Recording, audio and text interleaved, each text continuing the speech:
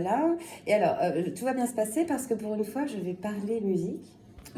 Mais en fait, je vais parler musique intérieure. Voilà. Il fallait bien que je surprenne un petit peu. Donc, en fait, ce soir, je vais vous parler d'intuition. Je me suis... bon, ça fait longtemps que c'est un sujet qui m'intéresse, en fait, et qui m'interroge. Et je suis en train de lire un livre, et du coup, ça m'a donné envie de m'intéresser sur comment on peut définir l'intuition, comment l'intuition a été utilisée, et comment est-ce qu'elle a tenté d'être modélisée pour qu'elle puisse être utilisée comme outil fiable. Donc, on va voir si c'est le cas ou pas. J'ai vu D'accord ? un film il y a 2 soirs, je ne vais pas rentrer dans les détails, mais il me semble même que l'intuition pouvait être à travers des personnes qui faisaient des interrogatoires ou quoi. Alors, qu'est-ce que tu as vu comme film? Une présentation, en fait. Hein. Tu as vu un truc en avant-première? Non, vraiment un film, un film scénarisé. Ouais, c'est okay. Les graines du figuier sauvage. Où à un moment donné, des personnes sont envoyées pour subir un interrogatoire. On leur dit qu'il n'y aura pas de violence ou quoi, mais par contre, la personne, c'est par rapport à son ressenti, par rapport à comment tu vas peut-être te toucher les mains ou d'un coup passer. Eh bien, tu tapes assez juste, effectivement, ça fait partie de méthodes utilisées. Disons que l'intuition est enseignée à certains agents du FBI et du coup, ils vont l'utiliser notamment dans les interrogatoires, mais évidemment pas de manière isolée.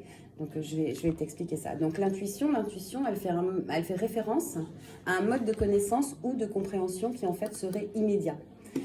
Elle ne repose pas donc sur le raisonnement analytique, elle est souvent décrite comme une perception directe ou un aperçu d'une vérité caractérisée par la clarté et la spontanéité. Le terme vient du latin intuitio, qui signifie regarder ou contempler, ce qui reflète sa nature en tant que forme de vision justement et de compréhension intérieure. En fait, c'est le savoir sans savoir comment. De nombreuses personnes associent l'intuition à des sentiments ou à des instincts. C'est pour ça qu'on l'appelle parfois aussi le flair. Et c'est comme ça que c'est une des manifestations pour nous dire qu'on parle bien de ressenti. Voilà. L'intuition peut donc se manifester comme une réponse émotionnelle à des situations. Ok ? Jusqu'à là, je suis.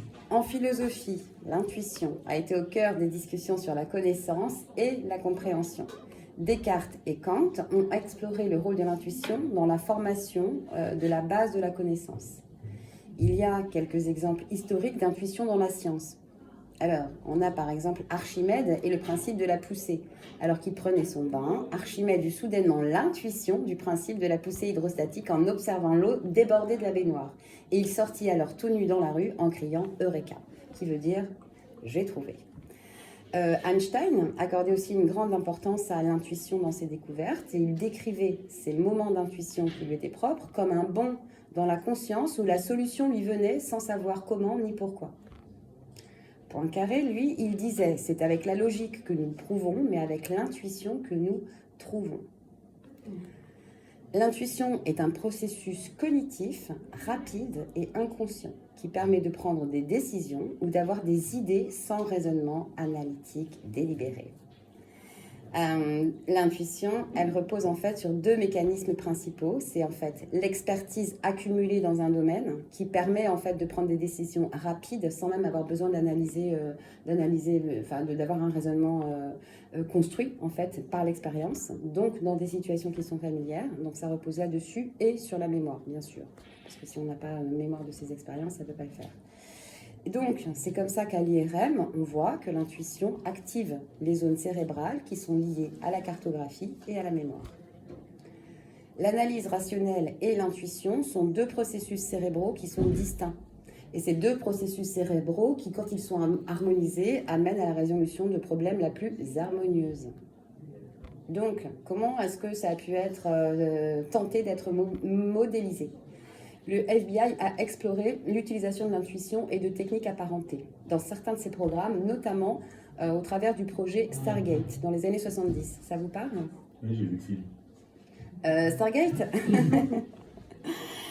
donc, c'est un programme qui a quand même été en cours de 70 à 95. Donc là, le FBI et d'autres agences gouvernementales américaines ont mené des recherches sur en fait ce qu'ils appelaient la vision à distance. En anglais, ça fait le remote viewing, avec mon accent.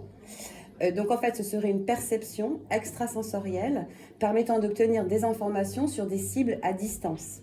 Ok ? Ce projet visait à exploiter les capacités intuitives donc pour le renseignement. Certains agents du FBI, c'est ce que tu disais tout à l'heure, reçoivent une formation pour développer leur intuition opérationnelle afin d'améliorer leur capacité à détecter rapidement les menaces ou les comportements suspects. Sur le terrain, les profilers utilisent des combinaisons d'analyse rationnelle et d'intuition basées là aussi sur l'expérience pour établir les profils psychologiques de criminels. Bref, les techniques d'interrogatoire du FBI incluent elles aussi donc l'utilisation de l'intuition pour détecter la tromperie. L'unité d'analyse comportementale du FBI forme ses agents à utiliser leur intuition en complément de méthodes analytiques. Donc vraiment, il y a quand même une vraie formation et une vraie initiation. D'accord ? Il existe plusieurs écoles et formations dédiées au développement de l'intuition. Par exemple, en France, nous avons l'école Iris Intuition qui propose des stages et des formations pour développer son intuition à travers une méthode structurée en 6 phases. Bon, je ne vais pas vous donner les 6 phases parce que je ne les connais pas encore. Le remote viewing, donc c'est cette idée de pouvoir identifier les cibles à distance, se définit comme la capacité présumée de percevoir des informations sur un lieu, sur une personne ou un événement sans utiliser les sens physiques habituels. Donc ça aussi, c'est issu du programme Stargate. Et en fait, cette technique, parce qu'on ne parle pas d'un truc ésotérique, mais vraiment d'un truc qui a été élaboré et modélisé, a été développé par des chercheurs à la fin des années 70. Donc ça s'est répandu ensuite dans le domaine civil et s'est utilisé dans des contextes comme l'archéologie, la finance ou le développement personnel. Des domaines assez variés quand même. Et le remote viewing se distingue d'autres pratiques par son approche structurée et son origine dans la recherche scientifique. Donc, évidemment, ça reste un sujet controversé. Mais comment est-ce que les choses ont tenté d'être vérifiées et évaluées et validées par la communauté scientifique?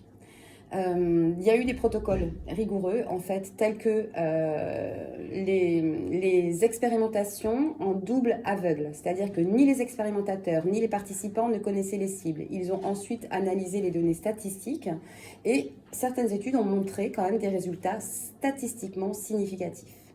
Si je peux me permettre. Je t'en prie. Ce constat et cette étude, mais aussi cette manière d'opérer, Oui. Là c'est parce qu'on veut faire des recherches, Oui. Mais c'est très vieux. Ah bah, enfin, j'ai même envie de te dire que sans doute que l'interrogation sur l'intuition, ça doit être vieux comme le monde. Voilà. On est sans doute même un peu dépassé par tout ce qui a pu être fait avant par instinct, parce que nous perdons de plus en plus nos instincts, puisqu'on est obligé à chaque fois de se référer à un outil technologique. C'est très important ce que tu viens de dire, nous perdons. Oui. Parce que c'était en nous. Et nous le perdons au fur et à mesure, puisque de moins en moins on fait appel à cet instinct, à ce truc de ressentir, le feeling, tu vois, le feeling par exemple. Absolument.